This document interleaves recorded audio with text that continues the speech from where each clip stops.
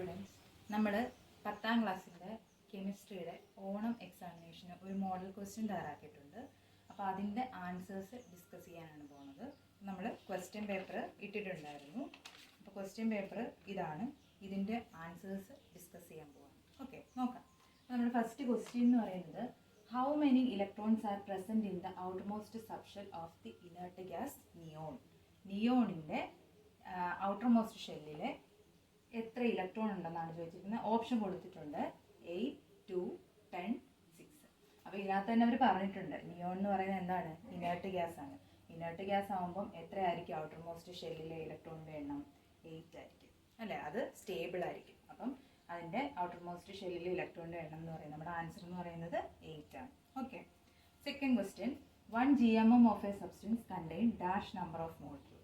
അതായത് ഒരു GMM സബ്സ്റ്റൻസിലുള്ള മോളിക്യൂൾസിൻ്റെ എണ്ണം എത്രയാണ്? നമുക്കറിയാം 6.022 × 10⁻²⁰. ഓക്കെ, അപ്പോൾ അതാണ് സെക്കൻഡ് ക്വസ്റ്റ്യൻ ആൻസർ. ഇനി തേർഡ് ക്വസ്റ്റ്യനോട്ട് പോവാം. Among the following which metal is more reactive in the reactivity series. Reactivity സീരീസിലെ 4 മെറ്റലുകൾ കൊടുത്തിട്ടുണ്ട്. ഇതിലെ മോർ റിയാക്റ്റീവ് ഏതാണെന്നാണ് ചോദിച്ചിരിക്കുന്നത്. ഏതാണ് നമ്മുടെ ആൻസർ? മഗ്നീഷ്യാണ് നമ്മുടെ ആൻസർ. അപ്പം 3 ക്വസ്റ്റ്യൻ്റെ ആൻസർ ക്ലിയർ ആയെന്ന് വിചാരിക്കുന്നു. ഇനി നമുക്ക് നാലാമത്തേലോട്ട് പോവാം. നാലാമത്തെ ക്വസ്റ്റ്യനിലോട്ട് പോവാം. നമ്മുടെ the atomic number of an element is 19. അതായത് 19 അറ്റോമിക് നമ്പർ ഉള്ള ഒരു element. Write down it subshell electronic configuration. അതിൻ്റെ സബ്ഷെൽ ഇലക്ട്രോണിക് കോൺഫിഗറേഷൻ എങ്ങനെയാണെന്ന് എഴുതണം. അപ്പം 19 ആണ്. അപ്പോൾ നമുക്ക് എഴുതാം 1s2, 2s2, 2p6, 3s2, 3p6. ഇപ്പം എത്രയായി? 6, 10, 12, 16. സോറി, 6, 4, 10, 10, 2, 12, 12, 6, 18 അപ്പം ഇനി ഒരെണ്ണം കൂടി വരണം. അതെവിടെ വരും? 4s1. 3Dയിലല്ല, 4sലാണ് വരുന്നത്. നമ്മുടെ സബ്ഷെൽ ഇലക്ട്രോണിക് കോൺഫിഗറേഷൻ എന്ന് പറയുന്നത് 1s2, 2s2, 2p6, 3s2, 3p6, 4s1. അതാണ് എ സബ് ക്വസ്റ്റ്യൻ ആൻസർ. ഇനി find group, period and oxidation state. ഗ്രൂപ്പും പീരീഡും ഓക്സിഡേഷൻ സ്റ്റേറ്റും കണ്ടുപിടിക്കണം. അപ്പോൾ ഗ്രൂപ്പ് എന്ന് പറയുമ്പോൾ നമുക്കറിയാം ഇത് എസ് ബ്ലോക്ക് എലമെൻ്റ് ആണ് അല്ലേ. എസ്സിലല്ലേ തീർന്നത്. അപ്പം ഗ്രൂപ്പ് നമ്പർ എങ്ങനെയാണ് കണ്ടുപിടിക്കുന്നത്? എസ്സിൽ എത്ര, ഔട്ടർമോസ്റ്റ് ഷെല്ലിലെ എസ് ഇലക്ട്രോണിൽ എത്ര ഇലക്ട്രോൺ ഉണ്ടോ അതാണ് നമ്മുടെ ഗ്രൂപ്പ് നമ്പർ അല്ലേ. ഇനി പീരീഡ് നമ്പർ എങ്ങനെ കണ്ടുപിടിക്കും? എത്രയാണോ സബ് ഷെല്ല്, എത്ര ഷെല്ലുകൾ ആകെ ഉണ്ട് എന്നുള്ളത്. 4s1-ലല്ലേ തീർന്നത്. അപ്പോൾ എത്ര ഷെല്ലുകളുണ്ട്? 4. അപ്പോൾ പീരീഡ് നമ്പർ എന്ന് പറയുന്നത് 4. ഇനി ഓക്സിഡേഷൻ സ്റ്റേറ്റ് 4s1 ആണ്. അപ്പോൾ ഇത് നോക്ക്, 2, ഇതിൻ്റെ മെയിൻ ഷെൽ ഇലക്ട്രോണിക് കോൺഫിഗറേഷൻ എഴുതാമെങ്കിൽ 2, 8, 8, 1 ഉണ്ട് അല്ലേ. അപ്പം ഈ 1 പോകാൻ നിൽക്കുന്നത്. അപ്പം നമ്മുടെ ഓക്സിഡേഷൻ സ്റ്റേറ്റ് എന്ന് വരും 1 അങ്ങോട്ട് കൊടുക്കുകയുള്ളൂ. അപ്പം +1. ഓക്കെ, ക്ലിയർ ആയല്ലോ.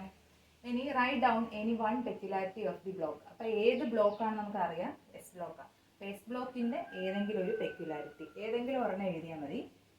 എഴുതാൻ ഇപ്പം നമുക്ക് ഒരെണ്ണം പറയുകയാണെങ്കിൽ, ഡ്യൂറിങ് കെമിക്കൽ റിയാക്ഷൻ ഇലക്ട്രോണിനെ എന്ത് ചെയ്യുന്നു? ഡൊണേറ്റ് ചെയ്യുന്നു. അപ്പം electron donates during chemical reaction. അല്ലെങ്കിൽ വേറെ എന്ന് പറഞ്ഞാൽ എന്താണ്? Metallic character, high metallic character.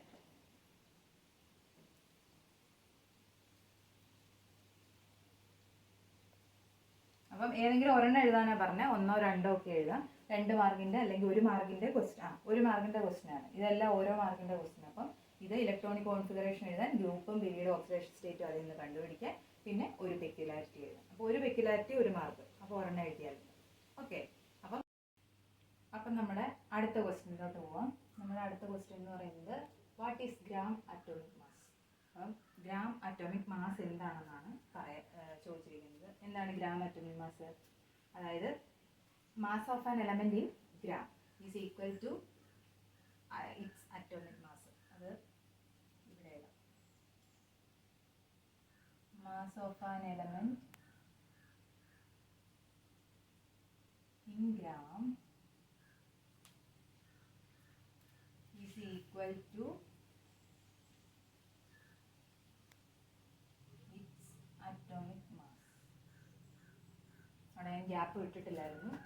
Mass of an element in gram is equal to its atomic mass. അതാണ് ഗ്രാം അറ്റോമിക് മാസ് എന്ന് പറയുന്നത്. ഓക്കെ, ഇനി കാൽക്കുലേറ്റ് ദ ഫോളോയിങ് പറഞ്ഞിട്ടുണ്ട്. How many gram atom present in 115 of sodium. അതായത് 115 gram of സോഡിയത്തിൽ എത്ര gram atom present ആണ്. അപ്പോൾ എങ്ങനെയാണ് ചെയ്യുന്നത്? 115 ഗ്രാം ഡിവൈഡ് ബൈ സോഡിയം അല്ലേ ചോദിച്ചിരിക്കുന്നത്. സോഡിയത്തിൻ്റെ അറ്റോമിക് മാസ് എന്ന് പറയുന്നത് 20. അപ്പോൾ ഇത് ചെയ്യുമ്പം എത്ര കിട്ടും? 5 കിട്ടും. അപ്പം how many gram atom present in 115 of sodium. അതാണ് ആൻസർ. ഇനി സെക്കൻഡ് ക്വസ്റ്റ്യൻ എന്ന് പറയുന്നത് what is the mass of 5 GAM of calcium. അതായത് gram atomic mass of calcium തന്നിട്ടുണ്ട്. എത്രയാണ്? 40. അതായത് 1 GAM എന്ന് പറയുന്നത് 14 ആണ്. അപ്പോൾ 5 GAM ആണ് ചോദിച്ചിരിക്കുന്നത്. എന്തോരും? 5 × 40.